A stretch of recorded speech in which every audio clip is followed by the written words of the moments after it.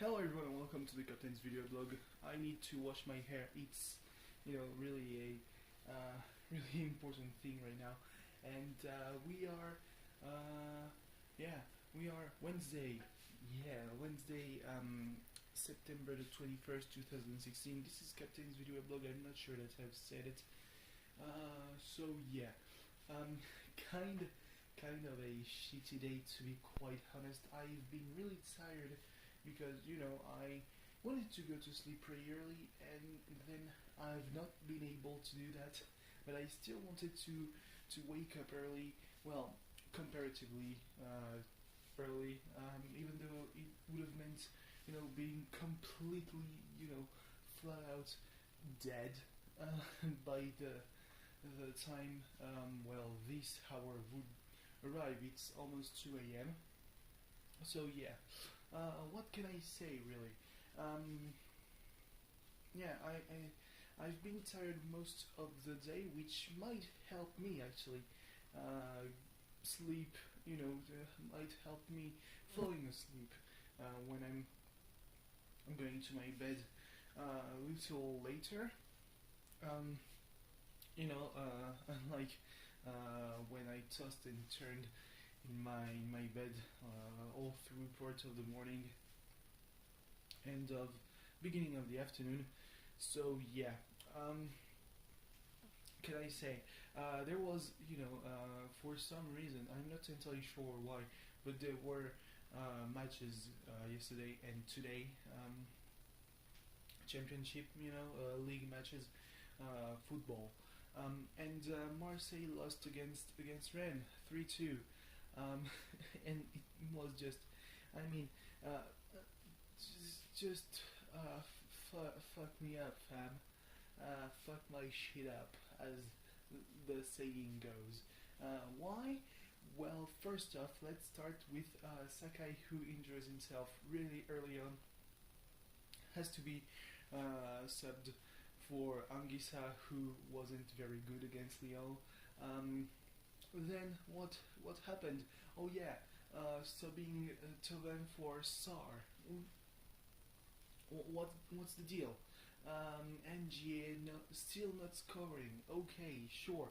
Mashash, who I will not say, the first yellow card. Okay, sure, why not? The second yellow card, it's tough to go against it too, but still, it's really complicated to go for when you are just 2-1, and 2 weeks ago 2-1 was not enough to contain Nice, and now you're 10 against 11 against a team of Rennes who might be playing, just shooting everywhere but on the between the posts, but they're still trying. So yeah, but still, having Mashash being excluded, it's just terrible, because then Sar went in defense, while you had Rolando. You could have made Rolando play. It wouldn't have been bad. The Rolando Rekic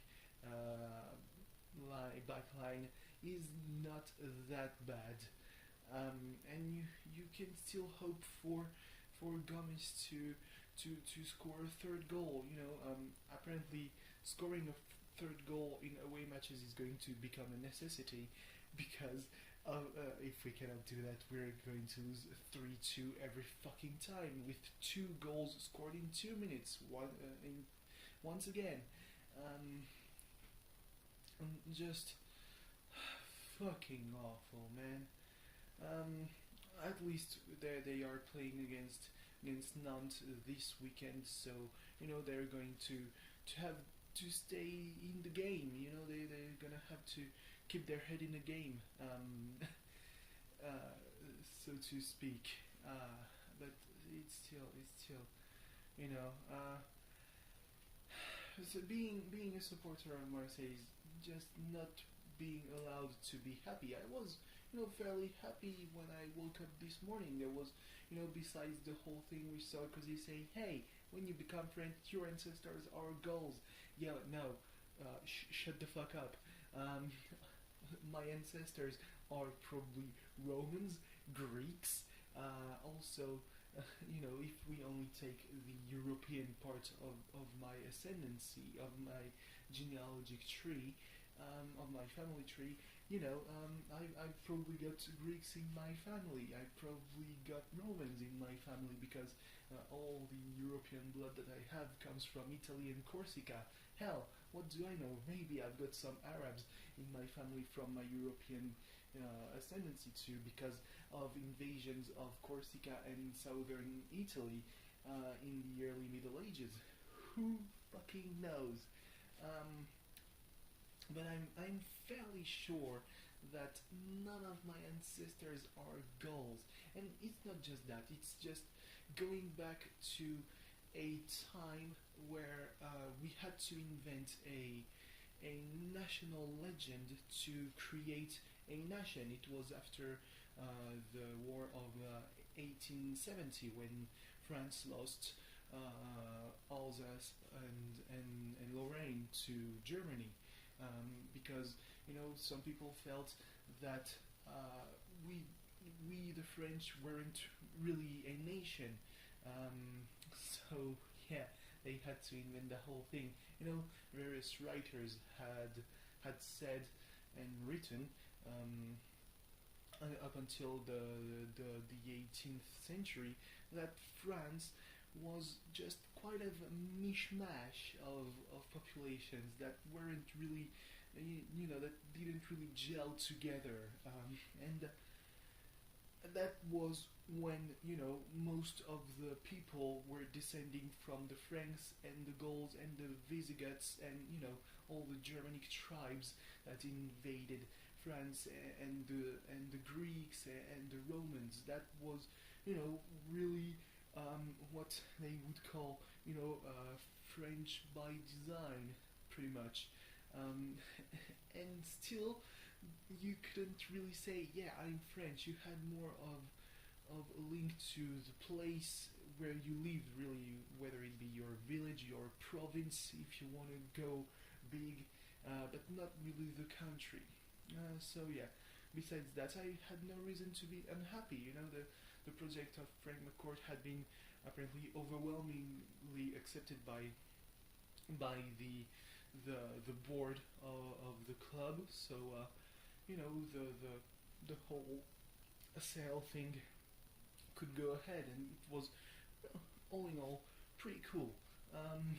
So yeah, and then you give me this fucking match. I was already pretty pissed because French referees giving helping Lyon. How fucking new is that?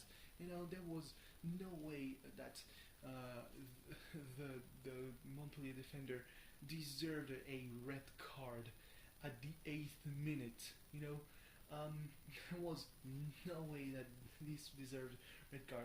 I mean, a yellow card would have been harsh. A red card is fucking insanity. Um, or for all the shit that even I said about the former president of Marseille, Vincent Lebrun, who now is the vice president actually of the French Football League.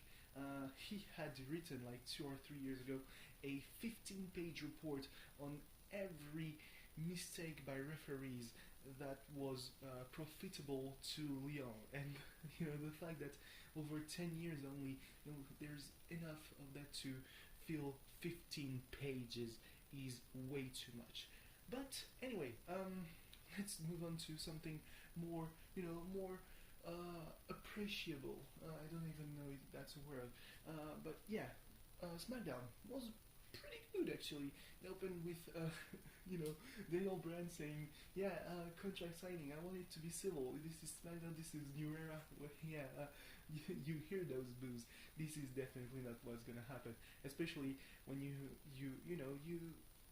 have Alexa Bliss, who is 5 feet of fury, not furry.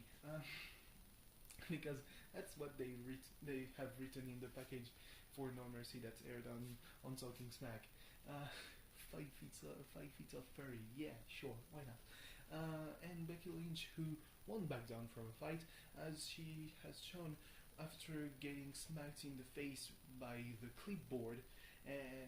She went on the ramp and had a little go at the number one contender. So pretty cool. There was a match with the women later at night. Later that night between Carmella and Natalia against Nikki Bella and Naomi. So Carmella had the team disqualified because once again she went at Nikki Bella. Oh boy! And then she said, "Yeah, I'm talking smack." She said to Daniel Bryan, "I want you to watch me pretty much kick the shit out of your sister-in-law." And Daniel Bryan was like, "Oh, oh." That was really fun. Tremendous match for the Intercontinental Championship between The Miz and Dolph Ziggler. People might still have a hard time buying Dolph Ziggler as a champion, but at one point he will be the one taking the Intercontinental Championship from The Miz. I don't see anyone but him, and it was a really good match. Ziggler always had the technical edge over most of the roster, to be quite honest. But there, the fact that he's in the Kent State University Hall of Fame for his achievements in amateur wrestling. He has put more emphasis on going technical, and that's really a good thing to tell a story,